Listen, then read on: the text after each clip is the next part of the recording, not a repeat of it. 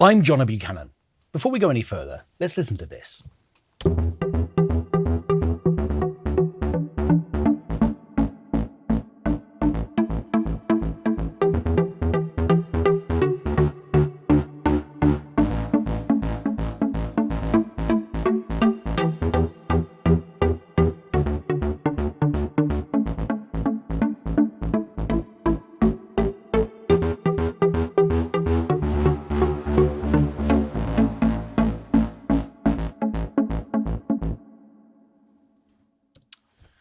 If you think this is going to be a video about polyrhythms, you've come to the right place. No, it's not, I promise, although it's quite interesting how these two patterns go out of sync, isn't it?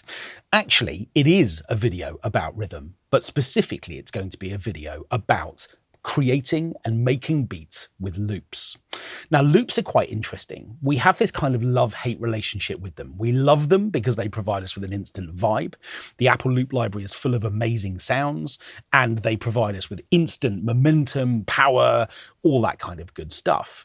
The downside, of course, the bits we don't like, is knowing that we're slightly cheating. Every time we drag and drop a loop, we know that everybody else who owns Logic has access to that content. And also, they sometimes imply particular chord structures or things that suddenly feel like the compositional process is being taken away from us. But more than anything else, the moment we do just drag and drop a beat loop, let's say, into a project like this, we know that anyone else could have done that too. And what we're going to do within this video is we're going to look at a different way of being able to personalize loops, where effectively we can make some pretty rapid changes in a slightly random way. So we're going to start by setting up a number of different audio tracks. You can see that the two tracks that I've got in here so far are both instrument tracks, and I've got one audio track here up at the top. And what I'm going to do is to duplicate this several times, possibly even as many as 8 times. And then what I'm going to do is to open up Apple's loop library, which is up here. And what I want to do is to come and find some beat loops. And I think that what I'm going to do is to limit myself to tech house loops.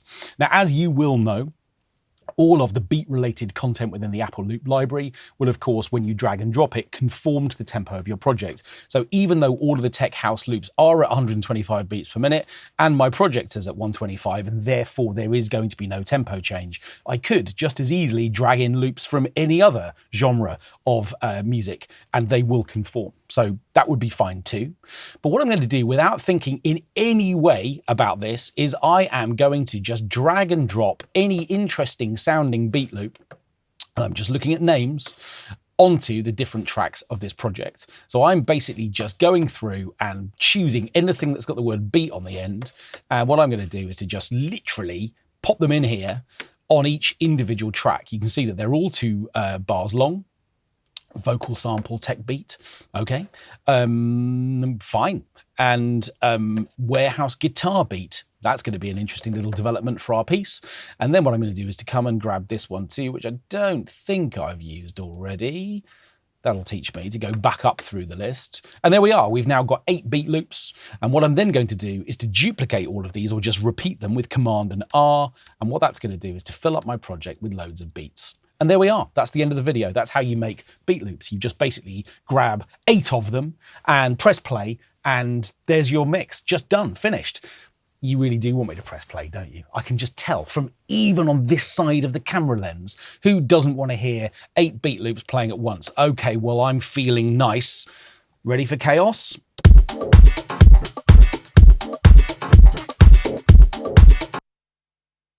It's a lot, isn't it? Okay, now, of course, that's not the purpose of this video. What we're going to do instead is to apply random, if we like, to the idea of how we might choose the individual slices of these beats. Now, I don't know what any of them individually sound like. I can hear some bits and pieces that are just beginning to happen.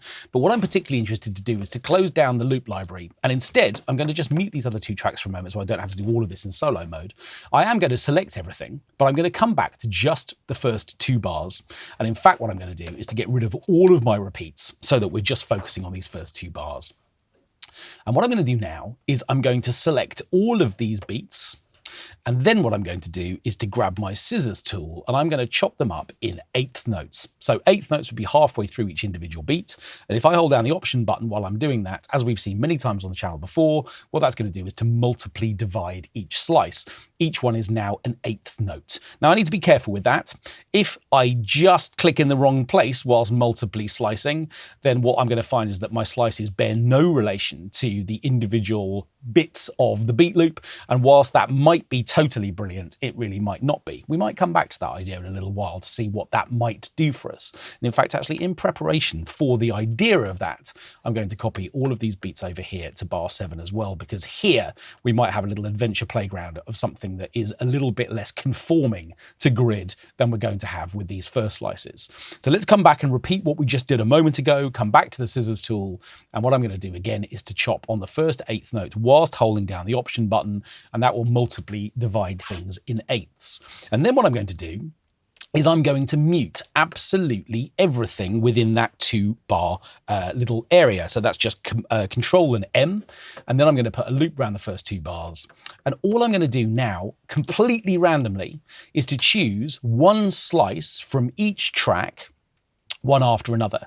And what I'm going to do is I'm going to hold down Shift while I do that, which effectively means that I have a chance to select multiple different things from different tracks on different slices.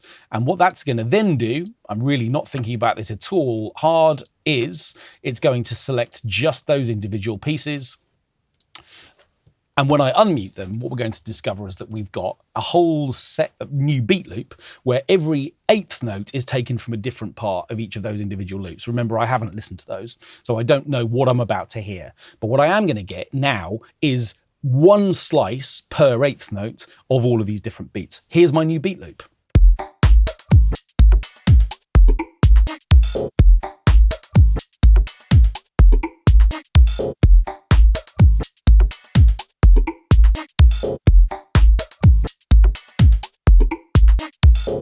Ha! I like that bit. Ha! Sounds like that. Ha!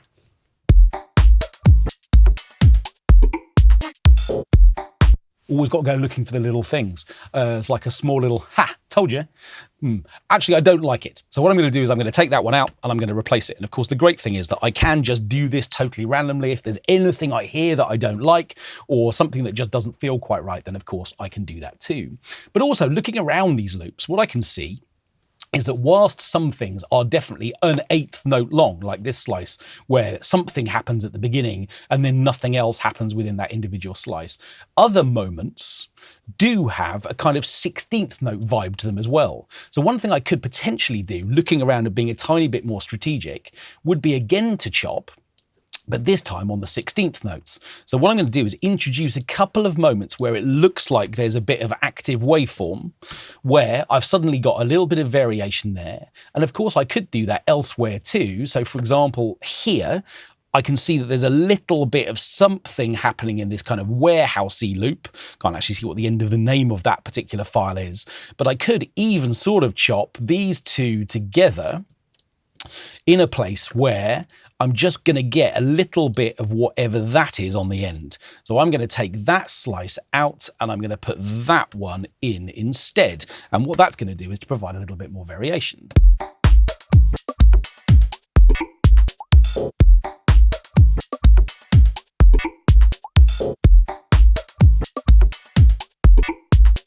Okay, so that's weirdly kind of glitchy and it doesn't really work. I don't love it. So again, remember, I can just undo those steps if I want to put those back in. But this little 16th note is nice.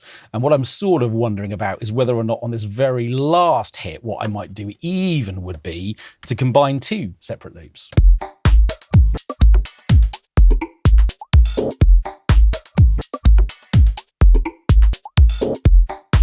And that's really nice. That's doing some interesting things. So when the time comes, how can I consolidate these onto a new track? Well, I'm afraid there is no easy way to do this. It's not going to take very long, but it would be really nice if I could select all of these individual slices and copy them down to this track here, but I can't. because effectively the relationship between those slices will be maintained, which means that some end up on top of other ones, others end up on tracks that they shouldn't. That's not going to be helpful. So I'm afraid I have got to do this one track at a time. Although, of course, it is true that I can take all of the individual slices from whichever tracks I've selected in one go. So I can come back up here, and obviously it probably would have made more sense for me to start at the top, but you know, sometimes sense isn't what we need. And then what I can do is to go through selectively from each track and just choose the bits or select the bits that I've chosen, I should say. And effectively now what we've got is this idea that we have kind of comped this. And if we had recorded all of these slices, if this was a series of recordings that we'd made, like I did with my violin not that long ago, I seem to remember, or if we were doing a vocal recording session, then effectively this is the same process as sort of comping them.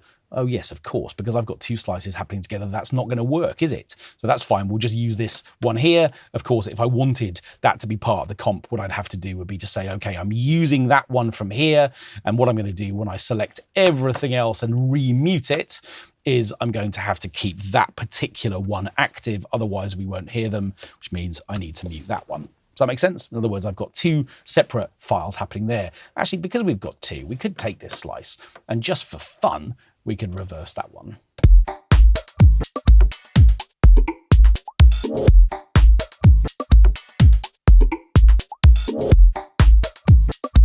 And that is fun. And that little 16th note skip is quite nice. So effectively what we've now got is we've used the beat loop capabilities of the Apple Loop library, but completely randomly, we've thrown together a brand new beat loop made from lots of bits. I think it's fair to say that even if I selected these slices again, even if miraculously I chose exactly the same beat loops, I probably wouldn't choose the same slices. How could I possibly? The chances are too long to even contemplate.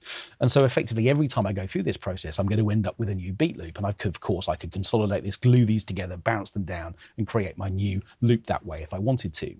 So at the beginning of the video, when I first chopped this up, what I also did was explain why we need to be careful about where we might chop.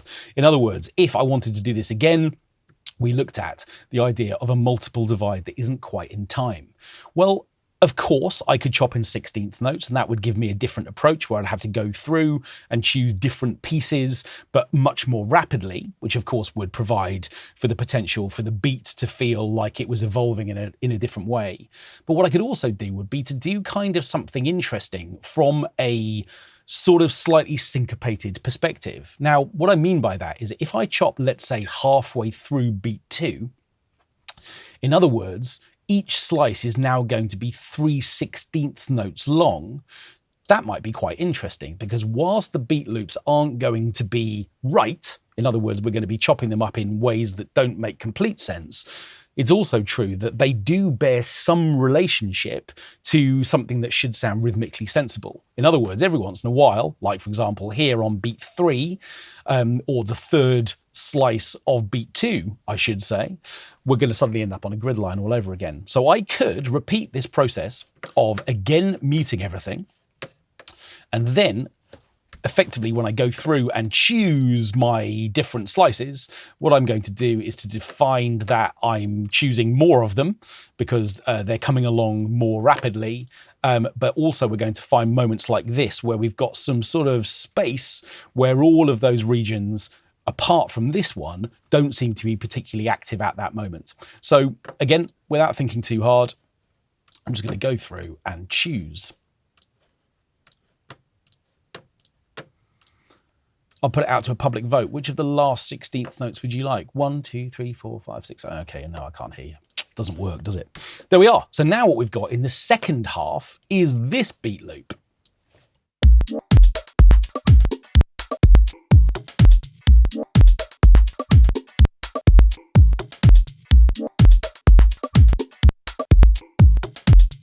And that's interesting too. But of course, what we've got now is many more clicks.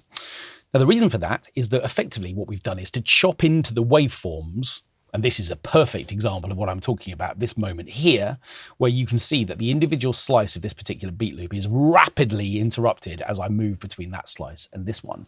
So we're chopping into the active bits of the waveform much more than we were when we were chopping in 8th notes. So as I consolidate these particular slices, What we're then going to have to do is to think a little bit more carefully about how to get round the problem of that particular issue, this idea that we've got moments that we're going to need to manage. And obviously to do that, we're going to need a little bit of crossfading, and we'll get there in just a moment. Firstly, what I need to do is to select these slices and bring them down again to my kind of composite track down at the bottom, so that we're just kind of putting this together like a kind of weird game of beat loop Tetris. Is that the right game, Will? Do I mean Tetris? I think I do. They fall down from... Yeah, that's right, isn't it? Showing my gaming knowledge there. I feel like I don't have a slice there. How is that even possible? How's that happened? Okay, let's use U. Okay, great. So what we're then going to do is to select all of those, and we're muting them. Okay, so of course, the problem that I've talked about, this idea of kind of overlapping regions or moments where waveforms don't meet in a sort of happy place, can be got round by selecting all of these regions. And we'll do this for the first 2 bars as well. And then what we're going to do is to apply a crossfade. Now, I'm going to go for the equal power crossfade. What that effectively does is to make sure that literally in terms of distribution of volume, there is an equal amount of weighting applied to the outgoing region, the region that we're moving out of as the next one comes in. So effectively, we've got the volume bias is going to be maintained the whole way through, which should guarantee a slightly more even, consistent volume the whole way through. So now our 4 bars of unique beat loops sound like this, hopefully with fewer clicks.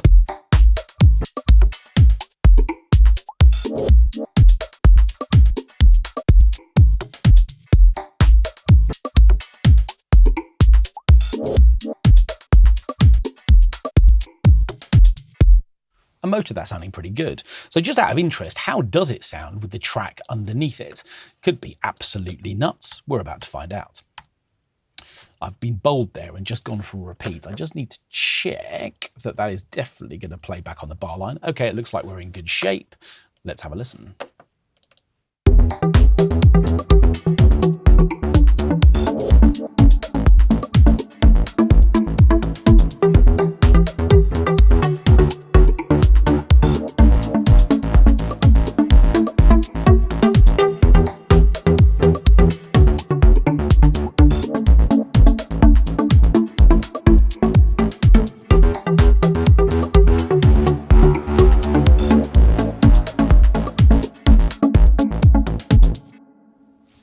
Interesting. So what we've got within some of those slices is a slightly pitched component. I seem to remember a couple of them were called synth loop or vocal chop or something. And effectively, whenever we choose loops like that, they're going to contain, in fact, the guitar one as well, a little bit of pitch. And of course, we need to be careful with those moments, because if they're out of tune with the track that we're working on, you might find that a couple of those individual slices need transposing or replacing for different slices. Remember, all of those slices are there, so I can go back at any point and swap out anything I don't like. But if you feel, as I do, that simply dragging and dropping a loop in from the loop library feels a little bit like cheating sometimes, and whilst the vibe of that is really tempting, just take an extra couple of moments to think, okay, well, I wonder whether or not I could select different bits from different beat loops. And if it feels like doing that manually and going through and making all of those changes or those selections 1 bar at a time or 1 beat at a time feels quite time consuming, then this might be quite an interesting way of just introducing a little bit of random to that idea to create something that you couldn't possibly have imagined when you took all of those loops into your project in the first place.